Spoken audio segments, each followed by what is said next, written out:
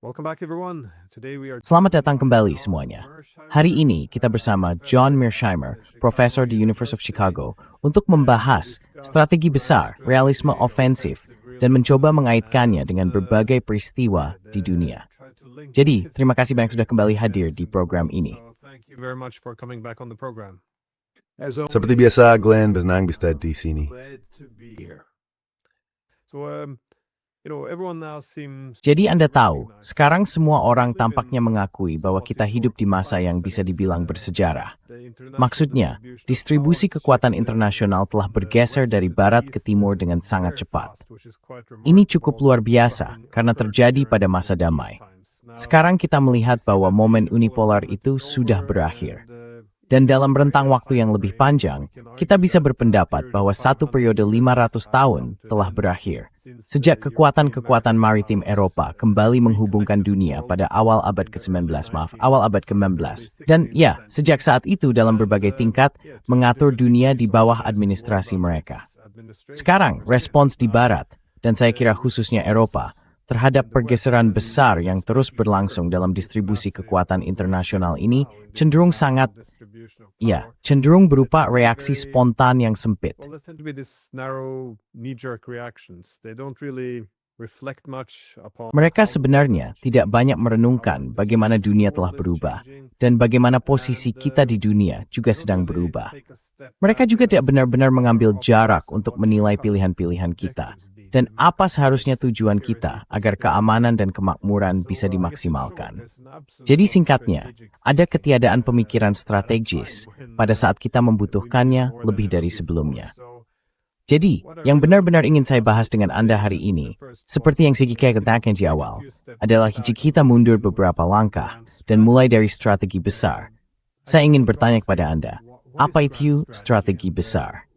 Dan menurut Anda, apa identitas ke aspirasi yang mungkin tak terbatas dengan sumber daya yang terbatas? potentially unlimited aspirations with limited means.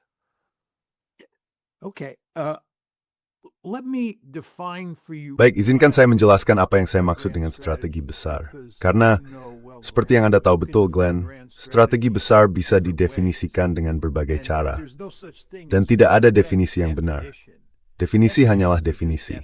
Dan Anda bisa mendefinisikan strategi besar sesuka Anda. Menurut saya, definisi terbaik adalah definisi yang paling berguna untuk membantu kita memahami dunia. Jadi dengan kata lain, Anda bisa mendefinisikan istilah kekuatan besar untuk mencakup Iran. Pertanyaan yang harus Anda ajukan kepada diri sendiri adalah apakah menurut Anda itu masuk akal? Dan menurut saya tidak. Itu bukan berarti meremehkan kekuatan yang dimiliki Iran. Tetapi Iran bukan kekuatan besar. Underestimate the power that Iran has, but it's not a great power. So I would want to have a definition of great power that I thought. Jadi saya ingin memiliki definisi tentang kekuatan besar yang menurut saya mencakup negara-negara seperti Amerika Serikat, Tiongkok, dan Rusia, tetapi tidak mencakup negara-negara seperti Iran. Namun, poin utama yang ingin saya jelaskan kepada para penonton adalah bahwa tidak ada satu definisi yang disetujui bersama mengenai apa itu strategi besar. Ketika Perang Vietnam berakhir pada tahun 1975, saat saya mulai masuk sekolah pasca sarjana, tiba-tiba muncul minat yang sangat besar terhadap topik strategi besar. Sebelumnya, hingga pertengahan 1970, topik itu tidak banyak dibicarakan di lingkungan akademik. Lalu, berkembanglah macam industri kecil terhadap topik tersebut. And then a whole cottage industry grew around that subject. So in a very important way, I was present at the creation. Jadi dalam arti yang sangat penting, saya hadir sejak awal pembentukannya. Dan saat itu kami merumuskan definisi tentang apa itu strategi besar, yang menurut saya cukup berguna. Dan sampai sekarang pun saya masih menganggapnya sebagai definisi yang cukup berguna, terutama jika kita memikirkan bagaimana negara-negara besar bertindak. Jadi saya akan segera memaparkan definisi saya tentang strategi besar. Agar sejelas mungkin, saya akan membandingkannya dengan cara saya mendefinisikan kebijakan luar negeri. Dengan kata lain, saya membedakan antara strategi besar dan kebijakan luar negeri. Nah, definisi saya tentang strategi besar adalah strategi besar pada dasarnya menyangkut upaya menyeimbang tujuan kebijakan luar negeri yang paling penting bagi suatu negara. Important foreign policy goals.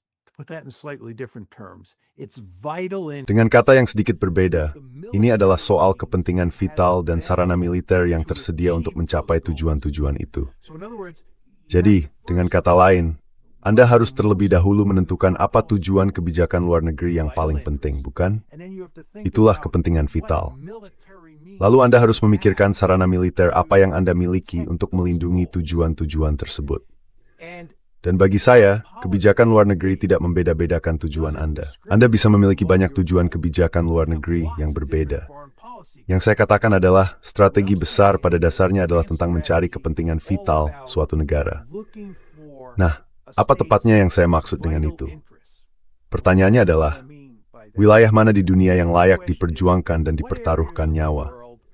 Di mana Anda bersedia mengorbankan darah dan besi? Where are you willing to expend blood and iron? Those are the vital interests. And to get way ahead of myself, Itulah kepentingan vital. Dan kalau saya melompat terlalu jauh ke depan, dalam kasus Amerika Serikat, kepentingan vital di luar belahan bumi barat secara historis adalah Eropa, Asia Timur, dan Teluk Persia. Itulah tiga kawasan di mana hampir semua orang sepakat bahwa kita harus bersedia mengorbankan darah dan kekuatan militer. Kita harus memperlakukannya sebagai kepentingan vital. Tetapi kebijakan luar negeri menangani kepentingan di seluruh dunia. Nah, terkait sarana militer, Anda harus membuat berbagai pilihan tentang jenis sarana apa yang ingin digunakan saat melindungi kepentingan vital tersebut. Dan diplomasi adalah sarana lain, bukan? Sanksi juga sarana lain. Tetapi yang dulu kami, orang-orang dengan pandangan seperti saya kemukakan dan sebagian besar dari kami masih berpendapat begitu, adalah bahwa Anda perlu melihat jenis kekuatan militer yang akan Anda bangun untuk melindungi kepentingan vital Anda. Forces that you would build to protect your vital interests. And to put a little more meat on the bone, Dan untuk membuatnya sedikit lebih konkret, Anda harus memilih antara kekuatan darat, kekuatan udara, dan kekuatan laut. Lalu Anda harus memikirkan seberapa besar Anda akan mengandalkan senjata nuklir dibandingkan senjata konvensional. Atau dengan kata lain yang sedikit berbeda, seberapa besar Anda akan mengandalkan penangkalan nuklir dibandingkan penangkalan konvensional. Jadi, Glenn, yang saya maksud adalah, bagi saya, strategi besar itu intinya menentukan apa kepentingan vital suatu negara. Wilayah mana di dunia yang paling penting? Wilayah-wilayah tempat Anda bersedia bertempur dan mati. Lalu, jenis kekuatan militer seperti apa yang Anda bangun untuk mempertahankan kepentingan Anda di wilayah-wilayah tersebut? Nah, ada satu pertanyaan yang belum saya masukkan dalam analisis ini, dan sekarang akan saya bahas. out of this analysis, which I'll just turn to now. I said you have to identify those areas. Saya mengatakan bahwa Anda harus mengidentifikasi kawasan-kawasan dunia yang sangat penting. Pertanyaan yang tadi tidak saya sertakan yang ingin Anda masukkan adalah, apa ancaman terhadap kawasan-kawasan itu? Atau ancaman terhadap kepentingan-kepentingan tersebut? Karena sifat khusus dari ancaman itu menentukan jenis kekuatan militer seperti apa yang Anda bangun. Jadi kalau semua ini diringkas, ada 3 pertanyaan besar yang diajukan jika Anda menyusun strategi besar. Apa kepentingan vitally? Apa income to kepentingan vitality? Nojan zasakwe seperti nuvert reada bagun, untuk melindungi kepentingan ini nor. Ya, du think it was 40. Yuri fit aus the easy for wing and through workman they game and to 3 million to pull on that tease but the definition strategy. As a definition of grand strategy. And again, it's not an approved solution, but I think it's a very Dan sekali lagi, ini bukan definisi yang disepakati secara umum, tetapi menurut saya ini definisi yang sangat berguna untuk memikirkan topik tersebut. Dan sekali lagi, seperti yang sudah saya coba jelaskan, ini berbeda dengan mengajukan pertanyaan, apa kebijakan luar negeri suatu negara? Karena jika Anda berbicara tentang kebijakan luar negeri suatu negara, Anda membicarakan semua tujuannya, semua kepentingannya, bukan hanya kepentingan vitalnya. Dan Anda juga membicarakan semua instrumen yang tersedia baginya, bukan hanya instrumen militer, yang menjadi fokus saya ketika saya membahas strategi besar, diplomasi, sanksi, dan seterusnya. Jadi saya harap itu semacam kerangka yang baik tentang bagaimana saya memandang topik ini secara umum. Lalu jika Anda mau, saya bisa menjelaskan bagaimana menurut saya hal itu berlaku bagi Amerika Serikat. Yeah, well, that was actually my next question because Ya, itu sebenarnya pertanyaan saya berikutnya. Karena, sekali lagi, Amerika Serikat harus mulai menetapkan lebih banyak prioritas, terutama ketika distribusi kekuatan bergeser. Amerika Serikat harus memusatkan perhatian dan memprioritaskan beberapa hal di atas yang lain. Atau, memakai kata-kata Anda, apa prioritas Amerika Serikat dalam hal apa yang bersedia diperjuangkan dan dikorbankan sampai mati? Apa yang layak diperjuangkan dan dikorbankan sampai mati? Maksud saya, apakah itu keamanan atau posisinya, kekuatannya di dunia? Saat ini Amerika Serikat memang menghadapi, ya, bisa kita katakan tantangan, setidaknya terhadap kekuatannya dari Tiongkok dan Rusia. Tentu saja Timur Tengah juga tampaknya sedang ditata ulang. Bagaimana Anda melihat tantangan bagi Amerika Serikat dalam menentukan prioritas soal apa yang harus menjadi fokusnya? Dan akan selalu ada pertukaran atau pengorbanan mengingat sumber daya terbatas. Dan sekali lagi, specifier find you, Tebetisiun video menetapkan prioritas dalam mengikapi hal ini. Jadi sekian hanya self-aware hontomik leader Amerika seperti itu stat, itu yang vidbo term permiti derfor. What are the dilemmas it's facing here? Okay, let me tell you what I Baik, izinkan saya menjelaskan apa yang menurut saya merupakan 4 kawasan dunia yang benar-benar penting bagi Amerika Serikat, dan bagaimana kita seharusnya memandang kawasan-kawasan itu. Lalu kita bisa membahas sedikit tentang ancaman terhadap kawasan-kawasan tersebut. Menurut saya, tidak diragukan lagi bahwa kawasan dunia yang paling penting bagi kekuatan besar manapun adalah halaman belakangnya, lingkungannya, atau wilayah di sekitarnya. Dan semua ini pada dasarnya berarti bahwa dalam kasus Amerika, belahan bumi barat adalah kawasan terpenting di dunia. Tidak ada keraguan soal itu. Itu adalah halaman belakang kami. Namun, karena Amerika Serikat adalah hegemon regional di belahan bumi barat, biasanya orang menganggap sudah jelas bahwa Amerika Serikat memandang belahan bumi barat sebagai kawasan terpentingnya, sebagai kepentingan paling vitalnya. Jadi, dengan kata lain, orang tidak banyak membicarakan hal itu.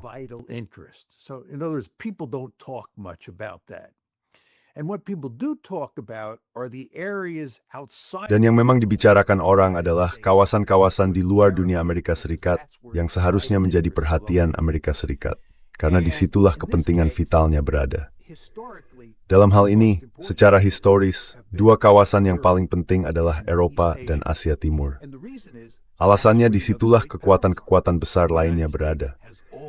Amerika Serikat selalu peduli pada kawasan-kawasan yang memiliki kekuatan besar lain, karena kekuatan yang lebih kecil sebenarnya tidak bisa menantang Amerika Serikat secara berarti. Hanya kekuatan besar lain yang bisa. Kalau kita melihat Eropa, tentu saja di sana ada negara-negara seperti Prancis pada era Napoleon, Jerman Kekaisaran, dan Jerman Nazi.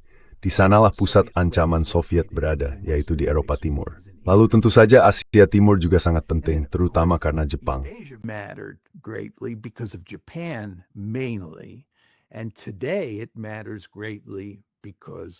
Dan hari ini, hal itu sangat penting, terutama karena China. Dan sangat penting untuk dipahami, Glenn, bahwa bagi Amerika Serikat, sepanjang sejarahnya, sejak memperoleh kemerdekaan pada tahun 1783, hingga saya kira sekitar tahun 2017, sekali lagi, selama hampir seluruh sejarah Amerika, Eropa adalah kawasan nomor 1 di luar belahan barat. Asia Timur selalu berada di nomor 2. Alasannya, karena kekuatan-kekuatan besar di Eropa lebih kuat daripada kekuatan besar di Asia Timur, yaitu Jepang. Dan Anda ingat, meskipun Jepang menyerang kami di Pearl Harbor pada 7 Desember 1941, kami menerapkan kebijakan mendahulukan Eropa. Alasannya, Nazi Jerman merupakan ancaman yang lebih besar bagi Amerika Serikat daripada Jepang Kekaisaran. Karena Nazi Jerman jauh lebih kuat.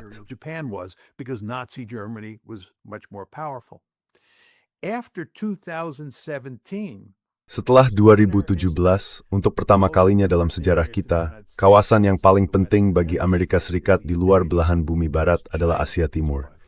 Karena Tiongkok sejauh ini adalah kekuatan besar paling kuat di planet ini selain Amerika Serikat. Rusia, seperti yang Anda tahu, adalah kekuatan besar lainnya. Rusia, Tiongkok, Amerika Serikat, itulah 3 kekuatan besar. Namun Rusia adalah yang paling lemah di antara ketiganya. Tiongkok benar-benar merupakan pesaing setara bagi Amerika Serikat dalam hampir setiap pengertian istilah itu. Jadi untuk pertama kalinya dalam sejarah Amerika, Asia Timur menjadi kawasan yang paling penting dan Eropa menjadi kepentingan sekunder. Nah, kawasan ketiga yang belum saya bicarakan adalah Teluk Persia. Now, the third area that I haven't talked about is the Persian Gulf. This is not the whole Middle East, just the Persian Gulf. Ini bukan seluruh Timur Tengah, hanya Teluk Persia. Dan Teluk Persia telah menjadi kawasan yang sangat penting bagi Amerika Serikat selama sebagian besar abad ke-20 hingga hari ini, karena disitulah minyak berada. Dan minyak adalah sumber daya yang sangat penting untuk membuat ekonomi internasional berjalan. Jadi Amerika Serikat selalu sangat peduli pada siapa yang mengendalikan minyak di Timur Tengah. Atau, biar saya katakan dengan cara lain, siapa yang mengendalikan minyak Teluk Persia. Zede skillersinya tua store de Guido starter from KK Gibsor, demersti sestar di Bizinobo, mesaling, kamadzi ngam tower dan emat kanstan dunia yang penting. Four areas of the world that matter. First of all, the Western Hemisphere. Second, Europe. Third, East Asia. Pertama-tama belahan bumi barat. Kedua, Eropa. Ketiga, Asia Timur. Lalu, Teluk Persia. Nah, perdebatan besar yang selalu muncul dalam ranah strategi besar adalah bagaimana kita memandang negara-negara berkembang atau bagian dunia lainnya. Dengan kata lain, apakah Anda bersaing di wilayah yang tidak memiliki kekuatan besar atau tidak memiliki minyak? Misalnya, apakah Afrika penting bagi Amerika Serikat dalam kaitannya dengan kepentingan vital dasarnya? Dan jawaban dari seseorang seperti saya adalah tidak. Bagaimana dengan wilayah seperti Asia Barat Daya, India, Pakistan, kawasan dunia itu pada masa Perang Dingin? Apakah itu wilayah yang layak diperjuangkan? Apakah itu penting secara strategis? Was it strategically important? And the answer was no. And I would argue the answer Dan jawabannya adalah tidak. Dan saya berpendapat jawabannya sampai hari ini masih tidak. Sulit bagi saya membayangkan Amerika Serikat mengerahkan darah dan besi di Asia Barat Daya. Baik, sekarang contoh terbaik untuk menjelaskan ini, Glenn, adalah Perang Vietnam. Kita bandingkan bagaimana orang Amerika berpikir selama Perang Vietnam dari sudut pandang strategi besar dengan bagaimana mereka memandang Asia Tenggara hari ini. Asia Tenggara adalah wilayah tempat Vietnam berada, atau berada hingga sekarang. Dan selama Perang Vietnam, pada dasarnya semua kaum realis berpendapat bahwa sangatlah bodoh bagi Amerika Serikat untuk berperang di Asia Tenggara, untuk berperang di Vietnam. Itu sama sekali tidak masuk akal secara strategis. It made no strategic sense at all. And as you know, virtually all of the realists of the Dan seperti yang Anda tahu, hampir semua kaum realis pada masa itu, termasuk orang-orang seperti Ken Waltz, Hans Morgenthau, dan George Kennan, hanya untuk menyebut beberapa nama, dengan tegas menentang Perang Vietnam. Karena perang itu terjadi di Asia Tenggara, sementara Uni Soviet secara fisik tidak berada di Asia Tenggara. Bahkan Uni Soviet berada di Asia Timur Laut. Jadi ketika Amerika Serikat berperang dalam Perang Korea di Asia Timur Laut, yang letaknya tepat di sebelah Uni Soviet, semua orang memahami bahwa Korea adalah kawasan yang penting secara strategis bagi dunia, dan masuk akal secara strategis bagi Amerika Serikat untuk membendung Uni Soviet di Asia Timur Laut. Namun, logika itu tidak berlaku di Asia Tenggara. Sebab Asia Tenggara tidak dianggap sebagai kepentingan vital maupun para pengkaji strategi besar. By most realists or students of grand strategy.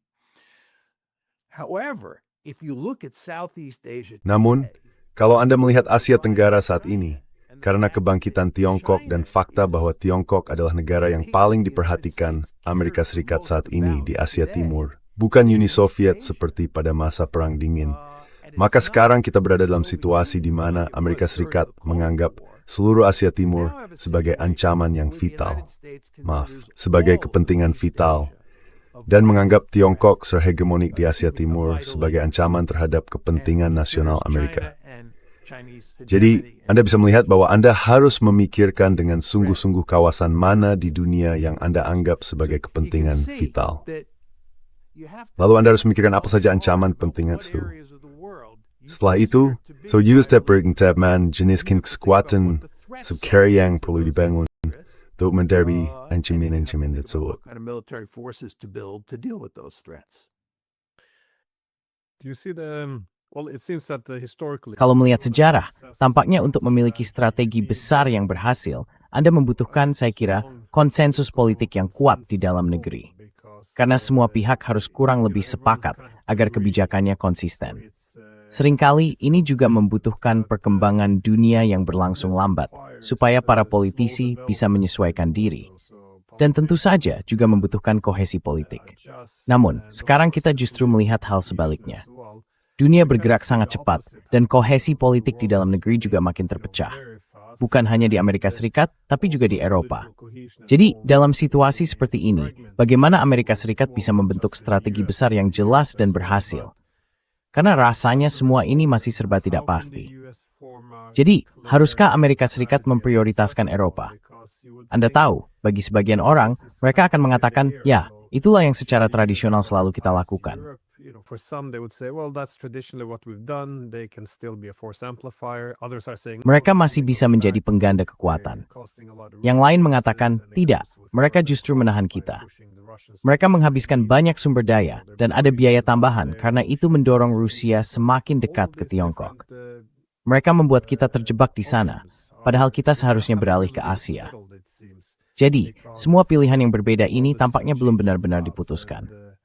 Sekali lagi, dunia berubah dengan cepat.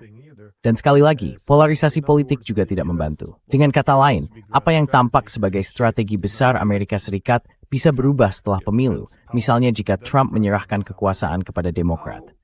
Jadi, sejauh mana ini menjadi tantangan?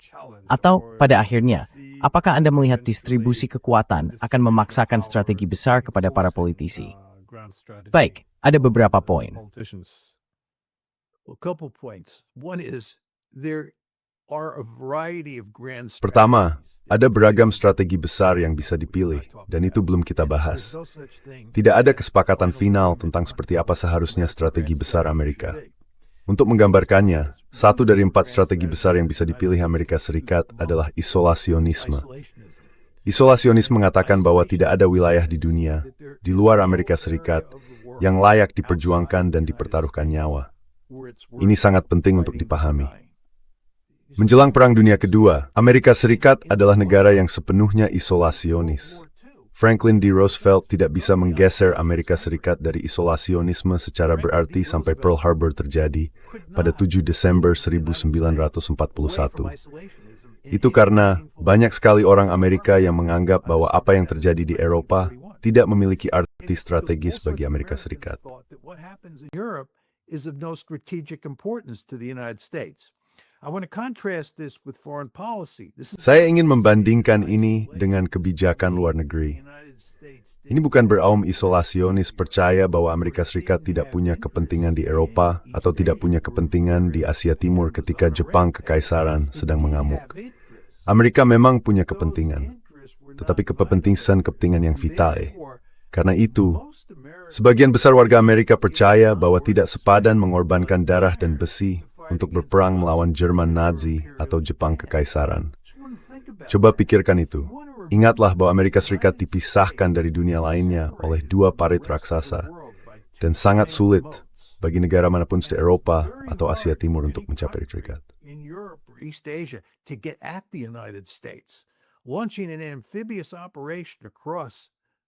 Melancarkan operasi amfibi melintasi Samudra Pasifik atau Samudra Atlantik bukanlah pilihan yang realistis. Dan jika itu digabungkan dengan fakta bahwa Amerika Serikat kini memiliki senjata nuklir, Anda bisa membangun argumen yang sangat kuat untuk isolasionisme. Nah, ini sangat relevan dengan kebangkitan Tiongkok. Karena dari sudut pandang strategi besar, pertanyaannya adalah, bagaimana kita memandang kemungkinan bahwa Tiongkok akan mendominasi Asia Timur, sebagaimana Amerika Serikat mendominasi belahan bumi barat? Seperti yang Anda tahu, Glenn, banyak rekan kita yang percaya bahwa Amerika Serikat tidak seharusnya menyaingi Tiongkok di Asia Timur. Amerika Serikat tidak seharusnya berusaha membendung Tiongkok. It should not try to contain China. If China becomes a regional hegemon, that's no big. Jika China menjadi hegemon regional, itu bukan masalah besar. Cara Anda memandang ancaman China sepenuhnya bergantung pada strategi besar. Intinya adalah pertanyaan, apakah Anda menganggap dominasi China atas Asia Timur sebagai ancaman terhadap kepentingan vital Amerika? Dan orang-orang yang berpendapat bahwa itu bukan ancaman, pada dasarnya mencerminkan pandangan strategi besar yang isolasionis. Nah, ada kelompok lain, dan saya termasuk di dalamnya. Nombrapa tayo ba Amerika Serikat mendistribusikan kinal sa Chile ng Indonesia Asia Timur seperti Amerika Serikat meminasi development. Dalam pandangan saya, amo strength ristat tiga regional tandingan.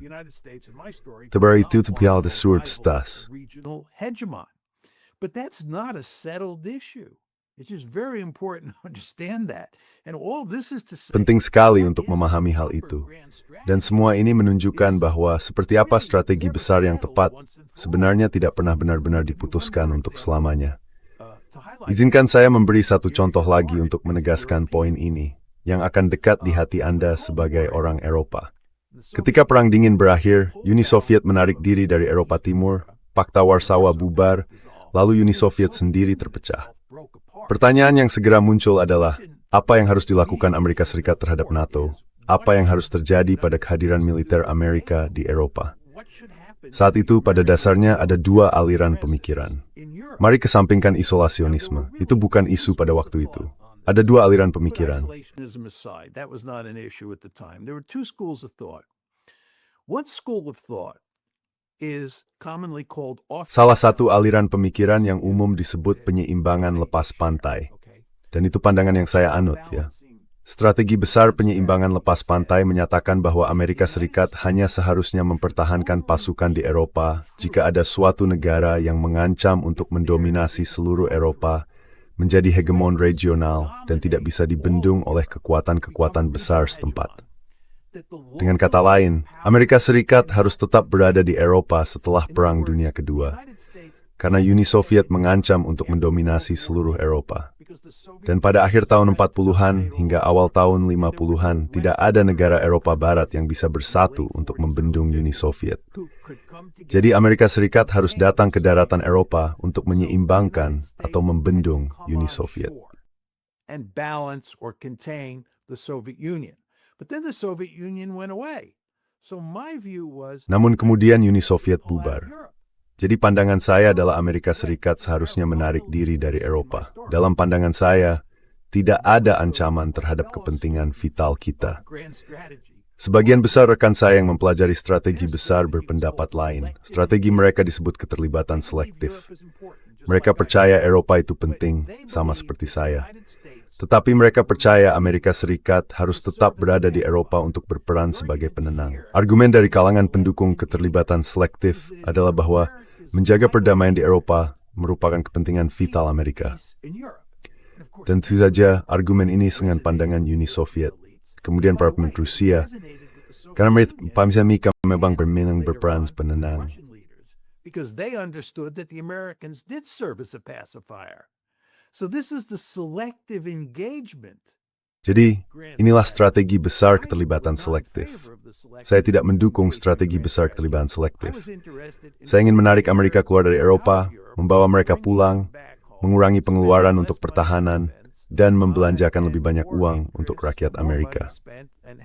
Jadi Anda bisa melihat betapa berbedanya keterlibatan selektif dan penyeimbangan lepas pantai dalam menghadapi Eropa.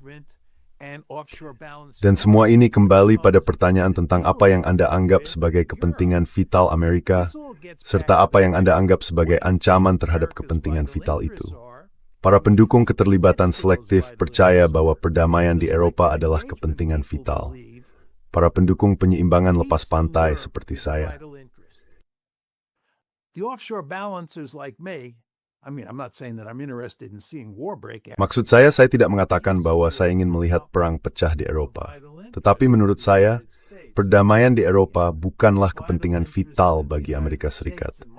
Yang merupakan kepentingan vital bagi Amerika Serikat menurut saya adalah memastikan bahwa tidak ada satu negara pun, entah Uni Soviet, Jerman Nazi, Jerman Kekaisaran, atau Prancis era Napoleon, yang mendominasi seluruh Eropa seperti kita mendominasi belahan bumi barat.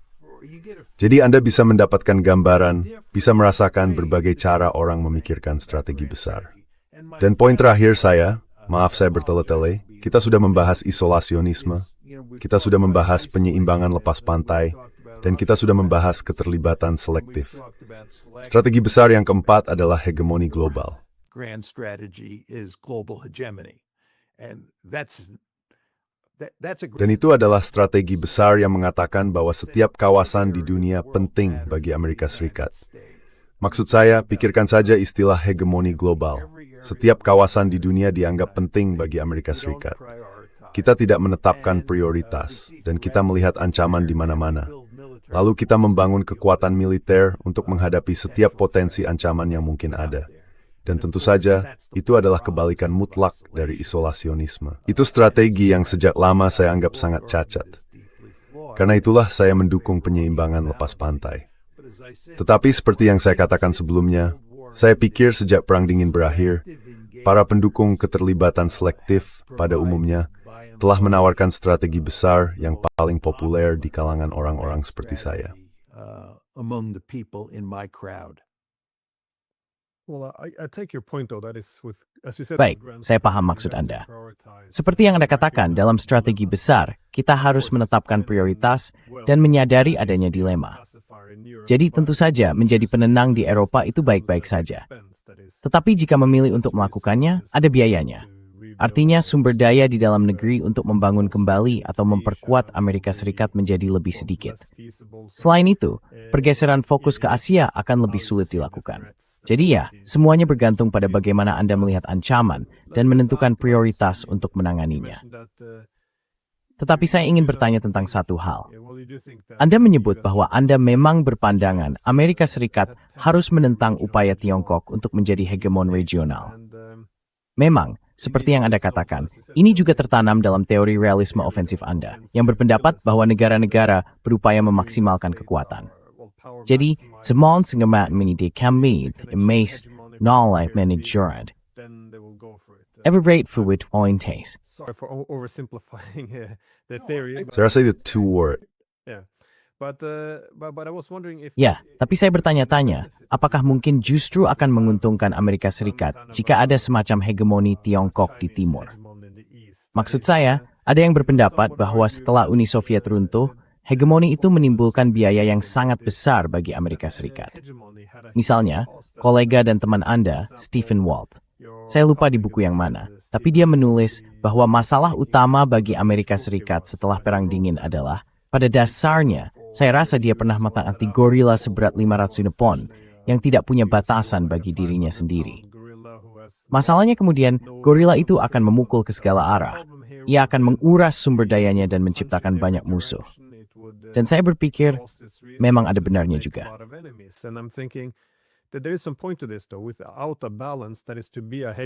Tanpa adanya keseimbangan, menjadi hegemon juga bisa menjadi kutukan. Artinya, jika Amerika Serikat bisa melakukan apa saja, itu berarti negara itu bisa berada di mana saja. Amerika tidak harus menetapkan prioritas-prioritas ini. Tidak harus punya pemikiran strategis sebanyak itu. Amerika bisa membuat banyak kesalahan dan menanggung biayanya. Ada dorongan untuk menganut ideologi sebagai hegemon yang baik hati, yaitu hegemon yang juga harus campur tangan dimanapun untuk menyelamatkan bangsa-bangsa lain. Mudah untuk memiliki ideologi tentang misi peradaban atau intervensionisme kemanusiaan. Pilihan militer selalu tersedia untuk mengubah dunia. Dan itu kemudian akan melahirkan kelas para elang yang akan berpendapat bahwa perang adalah solusi untuk segalanya.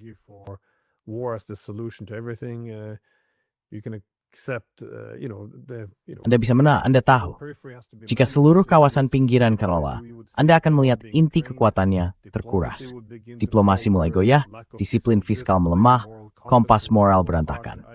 Saya hanya berpikir, secara keseluruhan, itu akan menguras sumber daya dan mendorong lain untuk melakukan penyeimbangan bersama, meskipun mereka bukan kekuatan besar dalam sistem unipolar.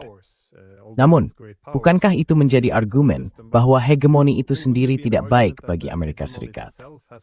Sekali lagi, seperti yang dikemukakan kaum realis, jika negara tidak membatasi diri dan ada masalah dalam hal itu, bukankah kepentingan Amerika Serikat justru mengharuskan mereka dibatasi? Jika seluruh dunia berada di bawah kaki Amerika Serikat, dan Amerika Serikat adalah satu-satunya negara adidaya besar di dunia, apakah akan melihat banyak masalah bagi Amerika Serikat? Rob Duran is to upset the EU or Zemna. I know exactly what you're saying, but let's be clear here. Saya paham persis maksud Anda, tetapi mari kita perjelas. Uni Soviet bukanlah hegemon. Amerika Serikat tetap berada di Eropa setelah Perang Dunia Kedua berakhir, dengan tujuan membendung Uni Soviet. Dan tentu saja, Uni Soviet berhasil dibendung. Uni Soviet tidak pernah mendominasi seluruh Eropa. Uni Soviet bukan hegemon regional. Argumen saya adalah Anda tidak ingin Cina menjadi hegemon regional. Argumen saya, situasi terbaik bagi Amerika Serikat adalah menjadi satu-satunya hegemon regional di planet ini. Sekarang, saya kira isu yang diangkat Steve Walt dan juga Anda angkat yang sebenarnya saya sangkal adalah isu yang agak berbeda, yaitu Amerika Serikat membutuhkan beberapa kekuatan besar pesaing. Bukan hegemon regional pesaing, tetapi kekuatan besar pesaing seperti Uni Soviet atau seperti China dan Rusia saat ini untuk mencegah Amerika Serikat lepas kendali. To prevent it from spinning out of control. And I think the key point. Dan saya pikir poin kuncinya di sini adalah begitu Uni Soviet pecah, Perang Dingin berakhir, Uni Soviet pecah, dan negara Rusia yang sangat melemah Uni Soviet. Negara Rusia itu tidak bisa dianggap sebagai kekuatan besar. Kita berada dalam momen unipolar, dan tidak ada, atau hampir tidak ada, pihak yang bisa mengimbangi Amerika Serikat. Amerika Serikat tidak perlu menentukan prioritas, karena itulah ada argumen yang sangat kuat bahwa strategi besar yang diadopsi Amerika Serikat setelah menjadi satu-satunya kutub adalah hegemoni global, atau yang kadang disebut oleh orang-orang seperti kami sebagai hegemoni liberal. Dan kami merasa hampir tidak ada mekanisme pengimbang terhadap kami.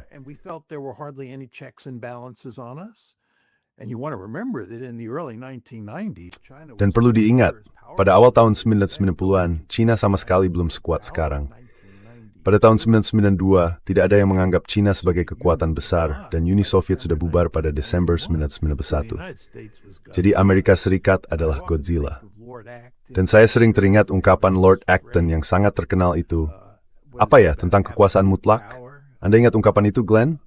Kekuasaan cenderung korup, dan kekuasaan mutlak korup secara mutlak. Kurang lebih begitu. Tapi saat itu kita punya kekuasaan mutlak. Dan kita tidak berada dalam posisi yang membuat kita merasa harus menetapkan prioritas. Kita pikir kita bisa mengatur seluruh dunia lalu terlibat dalam bermacam-macam masalah. Jadi saya tidak setuju dengan poin dasar yang bahkan Anda, Steve, kemukakan.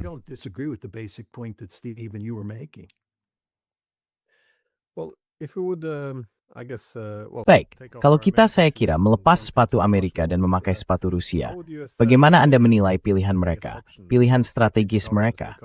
Karena saya selalu berpikir bahwa setelah Perang Dingin, pendekatan terbaik bagi mereka adalah berintegrasi dengan negara-negara Barat, terutama demi keamanan ekonomi. Tetapi tentu saja, itu tidak terjadi. Mereka melemah, lalu mereka melihat semua strategi atau semua rencana dan kesepakatan untuk arsitektur keamanan pan-Eropa dibuang begitu saja.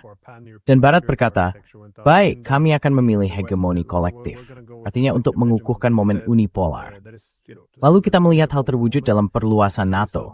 Mereka mulai melihat ini sebagai pada dasarnya dimulainya kembali logika Perang Dingin.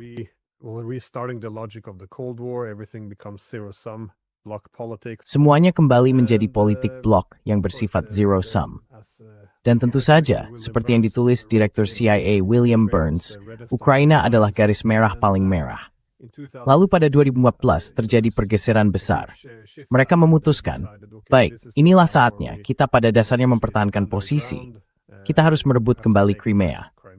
Mereka juga mulai berargumen, kita tidak bisa lagi menghubungkan ekonomi kita yang sedang berkembang dengan Barat. Mari kita alihkan semuanya ke timur, ke China, dan pihak-pihak lain. Dan ini adalah satu-satunya jalan menuju dunia multipolar. Tetapi sekarang, tentu saja, selama perang ini, apa pilihan strategis Rusia? Apa yang bisa mereka lakukan?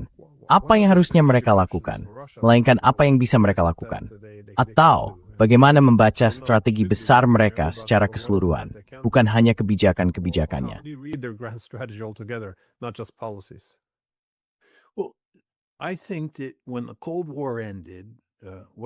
Saya pikir, ketika Perang Dingin berakhir, yang ingin dilakukan Rusia adalah menciptakan semacam arsitektur keamanan di Eropa yang membuat mereka terintegrasi secara kuat di dalamnya. dan yang akan menghasilkan tatanan stabil di benua itu.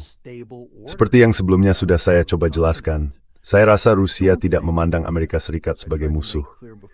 Sebelum mereka, Uni Soviet, dan kemudian Rusia, berkepentingan untuk mempertahankan Amerika Serikat tetap berada di Eropa dan menjaga NATO tetap utuh. Rusia memahami bahwa Amerika berperan sebagai penenang di Eropa, dan itu особенно penting dalam kaitannya dengan persoalan Jerman.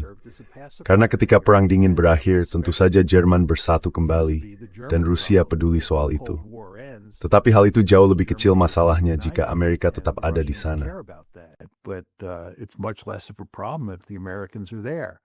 And the Americans in the 1990s, it's hard to believe. Dan Amerika pada tahun 1990-an, sulit dipercaya kalau melihatnya hari ini. Tetapi pada tahun 1990-an, Amerika tidak memandang Rusia sebagai ancaman yang berarti.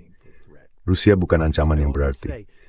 Dan seperti yang sering saya katakan, perluasan NATO pada tahun 1990-an tidak bertujuan membendung Rusia. Itu adalah era hegemoni global atau era hegemoni liberal. Amerika Serikat ingin memperluas NATO, Uni Eropa, dan lembaga-lembaga lainnya ke arah timur. Kami ingin mendorong demokrasi melalui revolusi warna di Eropa Timur. Dan saya rasa itu tidak ditujukan kepada Rusia. Menurut saya, pada dasarnya kami hanya berusaha menyebarkan tatanan yang ada di Eropa Barat selama Perang Dingin ke Eropa Timur. Dengan bodohnya, Kas ingin memasukkan Rusia terus ke dalam tatanan itu. We foolishly didn't want to bring the Russians into that order. And I think that the reason we didn't want to bring the Dan saya rasa alasan kami tidak ingin memasukkan Rusia adalah kami merasa sepalping bahwa Rusia, meski untuk yang berkaitan, tetap Rusia kuat tahu kemako melakukan tidak memberi gate dia just kukeri. Misalnya, Misil memang mengizinkan Rusia untuk masuk NATO. Bukan karena memiliki khawatir terhadap ancaman Rusia, melainkan karena Rusia adalah negara yang cukup kuat tidak akan mudah ditekan oleh Amerika Serikat. Dan Amerika Serikat suka menjalankan lembaga-lembaga tempat mereka bisa menekan negara lain. Itulah yang selalu kami sukai dari orang Eropa, Jerman, Norwegia, tidak terlalu Prancis tetapi Inggris. Not the French so much, but the British. They did what we told them to do for the most part. Mereka sebagian besar melakukan apa yang kita suruh. Itu tidak akan terjadi dengan Rusia. Jadi kita tidak ingin Rusia masuk NATO. Tapi bagaimanapun juga semuanya berbalik menghantam kita, seperti yang Anda tahu. Sekarang kita berada dalam situasi di mana Amerika Serikat dan Rusia pada dasarnya adalah musuh bebuyutan. Dan Amerika Serikat dan Eropa, Rusia dan Eropa pada dasarnya juga musuh bebuyutan. Jadi pertanyaannya, apa yang dilakukan Rusia saat ini? Sangat sederhana. Mereka berupaya keras untuk menjamin hubungan banget Tiongkok dan breakthrough beras struggling menjalin hubungan baik dengan Korea Utara dan Iran. North Korea and with Iran. Those are the four countries that are at the top of the American hit list. Itulah 4 negara yang berada di puncak daftar sasaran Amerika. China, Rusia, Iran, dan Korea Utara. Dan tidak mengherankan, Rusia bekerja sama dengan ketiga negara lainnya itu. Kita melihat berbagai bukti bahwa saat ini ada pasukan Korea Utara di Rusia yang mungkin terlibat dalam serangan di bagian utara Ukraina. Siapa yang tahu pasti? Namun mereka sebelumnya telah bertempur di Ukraina di pihak Rusia. Jadi, ini sama sekali tidak mengejutkan. Novia sport bapak resta China dan Shirain. Menurut saya, tidak sih, desu berish bersum, merenefkiaskat sengana. Countering the United States is of enormous importance. And then furthermore, what they have to do, Selain itu, yang harus mereka lakukan, dan sedang mereka coba lakukan, adalah menimbulkan masalah di dalam Eropa sendiri.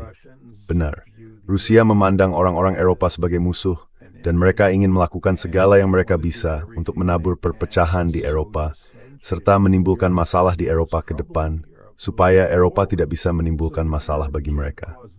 Lalu yang terakhir, saya pikir mereka ingin berupaya keras untuk menjadikan Ukraina negara berfungsi terhadap globalisme world. Namun, dokter ini saya telah teristid dan Rusia di bergaris forces milih sultan Ufani. the goals, but the principal goals that Russia has. Yeah, about consensus. Ya, soal konsensus. Pada tahun 90-an, ketika ada beberapa pembahasan tentang NATO atau Rusia bergabung dengan NATO, Saya ingat Duta Besar Amerika untuk NATO mengatakan bahwa NATO itu soal budaya konsensus. Maksudnya Anda tahu, negara-negara Eropa menyelaraskan diri. Itu disebut sebagai budaya konsensus, dan akan sulit memasukkan Rusia ke dalamnya.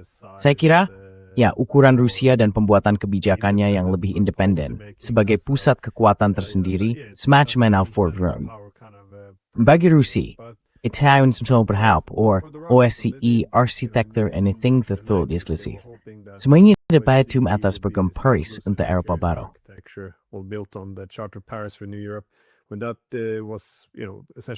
Ketika itu pada dasarnya, ya, dikosongkan oleh perluasan NATO. Mula-mula Yeltsin lalu Putin mengusulkan Anda tahu, agar kami bisa bergabung dengan NATO. Itu tidak berhasil. Setelah 9/11, kita tahu Putin ingin menjadi orang pertama yang menelepon Bush dan berkata, Anda tahu, mari kita cari cara untuk bekerja sama, yang pada dasarnya menempatkan kita di kubu yang sama. Itu tidak mencegah gelombang perluasan NATO berikutnya. Pada tahun 2008, di bawah Medvedev, mereka mengusulkan arsitektur keamanan Eropa yang baru. Usulan itu seperti disingkirkan begitu saja. Pada tahun 2010, mereka menginginkan Uni Eropa Rusia. Orang-orang Eropa juga menyambutnya dengan dingin. Dan pada tahun 2014, itu menjadi semacam titik puncaknya.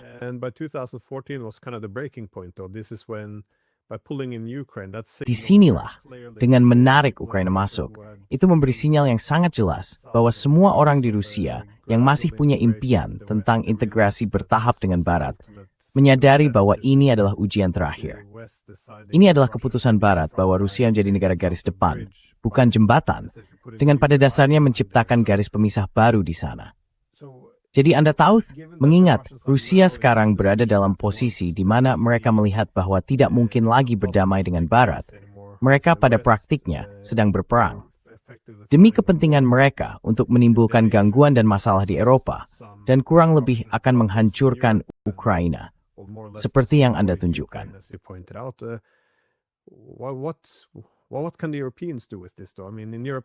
Tapi apa yang bisa dilakukan Eropa dalam situasi ini?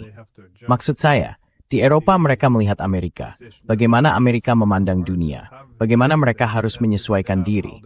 Mereka melihat posisi Rusia, yaitu insentif yang dimiliki Rusia, bagaimana Rusia harus menentukan prioritasnya. Maksud saya, lalu bagaimana Anda melihat pilihan-pilihan Eropa dalam hal ini?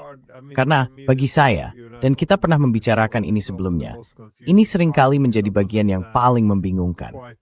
Saya tidak begitu memahami apa yang mereka lakukan. Karena kalau tidak ada jalan keluar bagi Rusia, selain memenangkan perang ini, lalu mengapa perang ini justru dieskalasi? Saya tidak mengerti sebenarnya mereka ingin mencapai apa.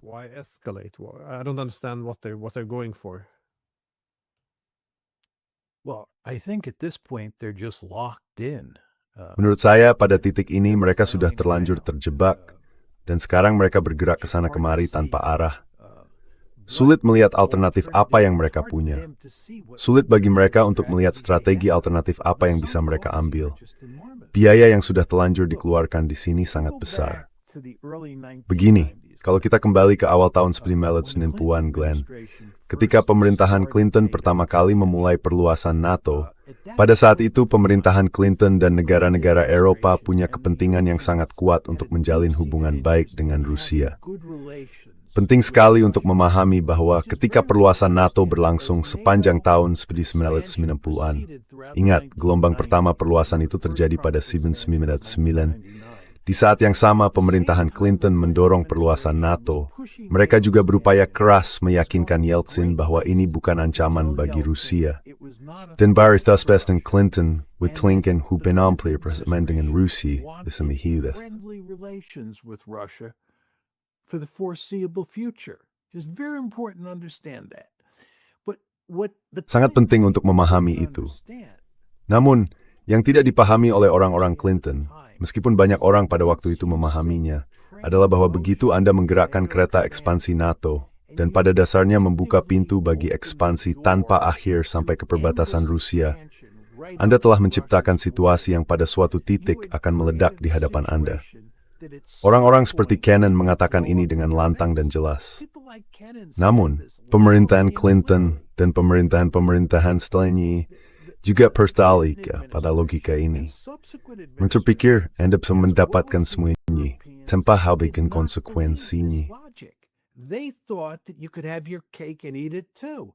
They thought that you could continue to expand NATO. Mereka mengira Anda bisa terus memperluas NATO lagi dan lagi, dan tetap memiliki hubungan yang baik dengan Rusia. Tentu saja, seperti yang Anda tunjukkan, itu benar-benar berbalik menghantam mereka pada tahun 2014. Tetapi mereka begitu berpegang pada keyakinan bahwa perluasan NATO adalah hal yang luar biasa, bahwa negara-negara seperti Ukraina berhak menjadi anggota aliansi itu, dan bahwa tidak ada apapun yang menghalangi hal tersebut. Karena itu, mereka terus melanjutkannya. Setelah tahun 2014 terjadi, tahun 2 langkah mundur, orang-orang Eropa dan Amerika tolong maju. Cerita warga tertal asid 2021. Ini beberapa aplaus sebelum 24 2022. On February 24th, 2022, right? The Russians are desperately trying to work out some. Rusia mati-matian berusaha mencari semacam solusi diplomatik agar Ukraina tidak menjadi bagian dari NATO dan agar kita tidak mengalami perang. Tetapi Eropa dan Amerika sama sekali tidak mau mendengarkan. Mereka tidak berusaha mengakomodasi Rusia. Sungguh cukup menakjubkan. Coba kembali dan tonton rekaman konferensi keamanan Munich pada Februari 2022, tahun ketika perang itu pecah. Dari para pemimpin Amerika dan Eropa, terlihat sangat jelas bahwa mereka tidak khawatir perang akan pecah. Ya, jadi yang kita lihat di sini adalah bahwa Eropa begitu dalam berkomitmen pada perluasan NATO, dan begitu menentang gagasan bahwa Rusia bisa mencegah hal itu terjadi, sehingga mereka sudah berada di titik di mana mereka nyaris tidak bisa berbalik arah. Mereka harus terus mendorong maju. Biaya yang sudah terlanjur mereka keluarkan terlalu besar. The sunk costs are just so great. And that's the reason you see. Dan itulah alasan mengapa saat ini Anda nyaris tidak melihat bukti apapun. Meskipun perang berjalan buruk bagi Ukraina, dan meskipun Amerika mengurangi komitmennya terhadap Eropa dan terhadap perang di Ukraina, tampaknya tidak ada kemampuan dari pihak Eropa untuk berhenti sejenak dan berkata, keadaan tidak berjalan baik, kita berada dalam masalah besar, sudah waktunya kita merenungkan ini dan menyusun kebijakan baru. Anda tidak melihat semua itu. Yang ada hanya hal yang sama, lagi dan lagi. Dan poin yang saya sampaikan kepada Anda, Glenn Deason, adalah jika kita kembali ke saat keputusan untuk memperluas NATO dibuat pada awal 1990-an atau pertengahan 90-an, ketika keputusan itu benar-benar ditetapkan, sejak saat itu hanya ada langkah tanpa henti menuju ekspansi yang makin luas. Ada komitmen yang sangat mendalam terhadap prinsip dasar ini. Bahwa veliciva pisir berpemadap turn for nebor with the taftung the wake. It's a prodvos. Ukraine has to be a member, period. End of story. Yeah. No, it's Ya, tidak. Maksudnya, soal sudah terkunci itu tampaknya tepat. Karena mereka membuat bukan hanya komitmen, tetapi juga komitmen ideologis. Jadi sangat sulit untuk melepaskan diri dari ini. Namun saya pikir, pada tahun 90-an, sebagian orang bahkan menyadari bahwa ini akan mengasingkan Rusia. Kalau Anda mendengarkan orang-orang seperti Madeleine Albright, mereka memang menyadari bahwa ini akan menimbulkan masalah dengan Rusia. Tetapi kalau masalah itu datang di masa depan, setidaknya NATO sudah ada di sana. Itulah poin utamanya. Jadi dengan kata lain, NATO meluas, Rusia akan menjadi makin tidak senang dan makin khawatir. Namun, ketika NATO meluas, distribusi kekuatan juga bergeser, dan ini pada dasarnya akan memaksa menyesuaikan diri dengan realitas baru. Itulah pada dasarnya bagian hegemoniknya. Kalau Anda tidak senang, ya nasib Anda, tetapi begitulah arah yang harus ditempuh.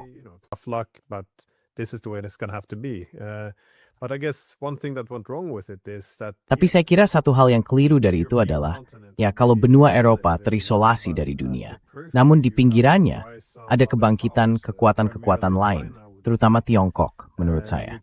Ini tiba-tiba memberi, saya ingat Brzezinski pernah mengatakan, bahwa kesepakatan terburuk yang kita berikan kepada Rusia pun masih merupakan kesepakatan terbaik yang tersedia.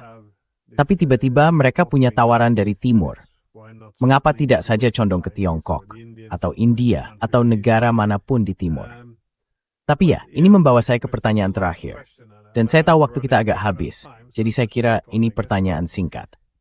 Namun, mengingat sekarang kita melihat bahwa Amerika Serikat bukan hanya menantang Tiongkok, tetapi secara efektif telah kalah di Iran. Setidaknya begitulah tampaknya hari ini.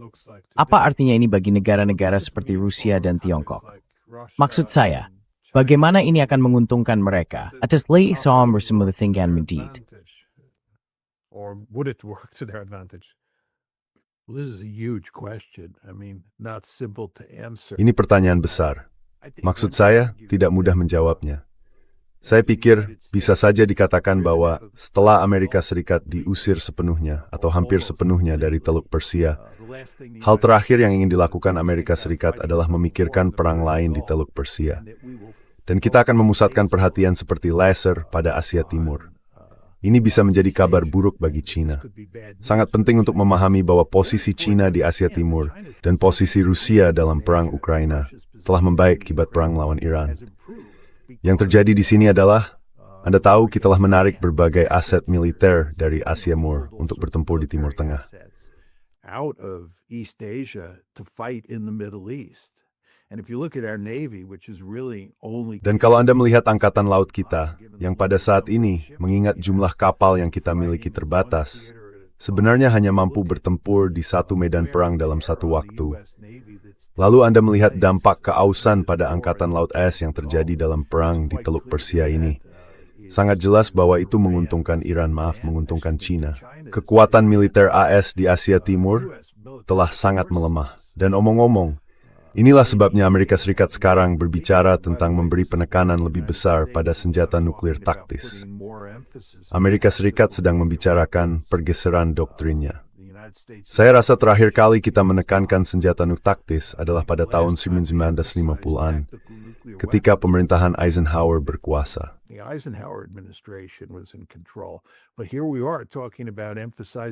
Tapi di sini kita berbicara tentang penekanan pada senjata nuklir taktis.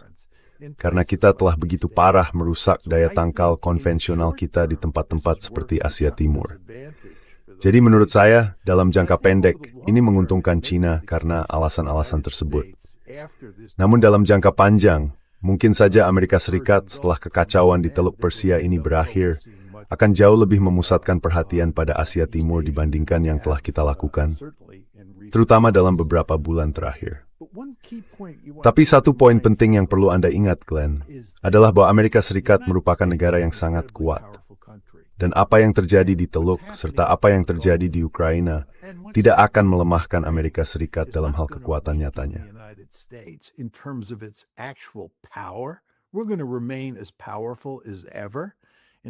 Kita akan tetap sekuat sebelumnya dalam hal kemampuan kita.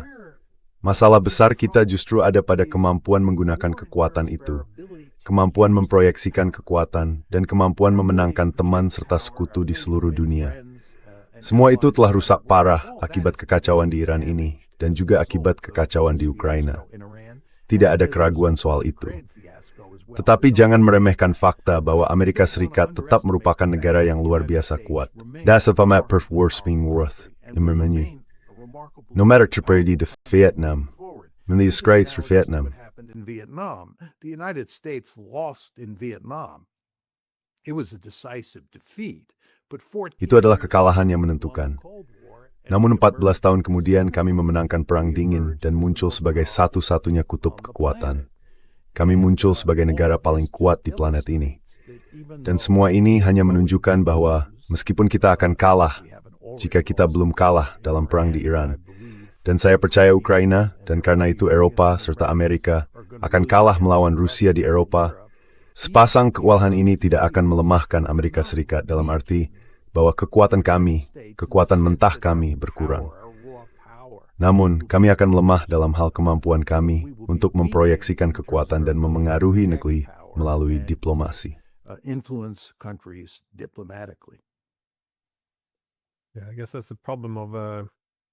Ya, saya kira itulah masalahnya jika memandang keamanan sebagai permainan yang sepenuhnya zero-sum. Apalagi ketika keamanan didefinisikan sebagai mengalahkan lawan.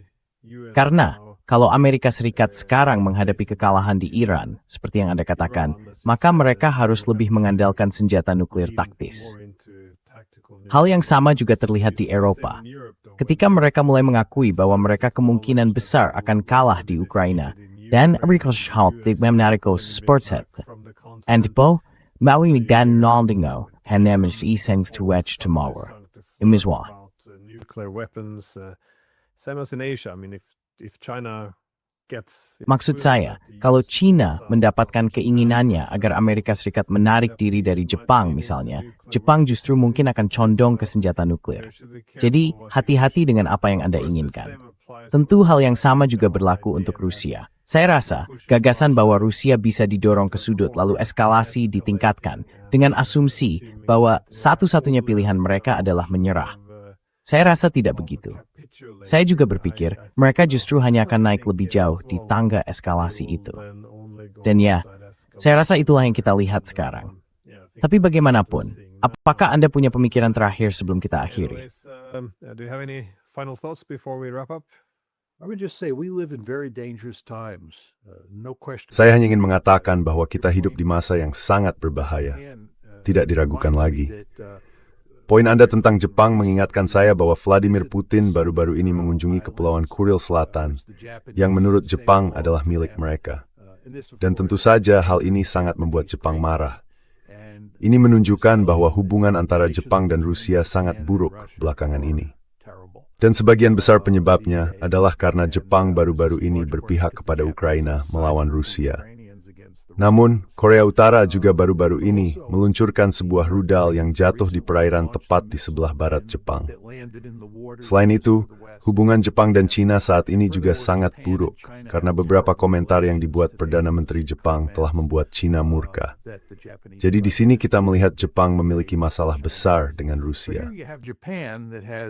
Significant problems with Russia, North Korea, and China. Korea Utara dan China, dan pada saat yang sama, Amerika Serikat yang seharusnya memberikan payung keamanan dan tentu saja menempatkan payung nuklirnya di atas Jepang, telah menarik pasukan dari Jepang dan Korea Selatan. Dalam beberapa bulan terakhir, Amerika juga telah mengalihkan fokus dari Asia karena perang melawan Iran. Pertanyaan yang harus Anda ajukan kepada diri sendiri adalah, pelajaran apa yang akan dipetik Jepang dari situasi itu? Lalu, ini membawa kita pada seluruh pertanyaan tentang kemungkinan proliferasi nuklir di Jepang dan kemana semua itu akan berujung. Jadi hari ini Anda bisa menceritakan berbagai macam kisah tentang bagaimana keadaan semakin memburuk, bukannya semakin membaik. Bukan hanya di Teluk dan di Ukraina, tetapi sekarang juga di Asia Timur. Jadi kita sedang berada dalam banyak masalah di banyak tempat berbeda, di mana potensi terjadinya bencana sangat besar.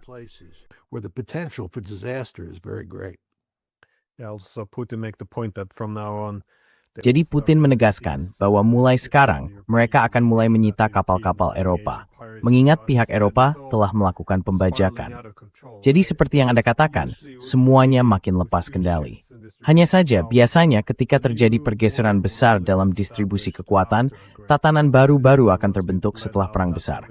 Saat itulah semua pihak sudah terkuras habis. Saat itulah kita bisa duduk mengelilingi meja dan menerima untuk benar-benar menyusun ulang papan permainan, kalau boleh dibilang begitu, lalu mencapai beberapa kompromi. Hanya saja, kita tentu berharap ada diplomasi antar kekuatan besar, di mana semua pemimpin kita bertemu dan berusaha mencari jalan keluar sebelum kita semua mengangkat senjata. Sayangnya, tidak banyak presiden historis untuk itu. Bagaimanapun, seperti biasa, terima kasih banyak. Saya sangat menghargai perspektif dan pandangan Anda tentang strategi besar yang mesti Fanf. Swati, 3 Skylighting, Glenn. You're welcome, Glenn. The Bright Earth is a Schumer made you.